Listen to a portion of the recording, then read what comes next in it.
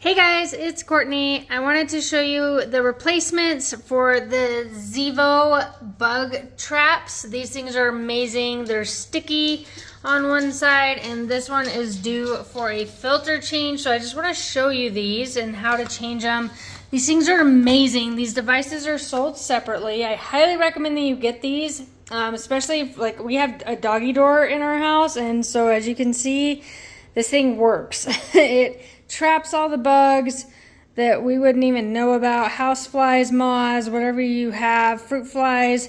This thing will get them. This thing is amazing. Highly recommend this product. Grab the refills when you do purchase it. So you just take this piece out. Let me see if I can put this on my table. Of course, I'm gonna have to wipe it down afterward, but that's okay. So this piece just slides out. And that is the old trap, as you can see, and then this has a film on it that you just peel off. I'm trying to do all this one-handed, so please forgive me. Let me hold this. Let me just get this off real quick. Okay, so the film comes off just like that, and you slide it right back in. I'm just gonna hold this.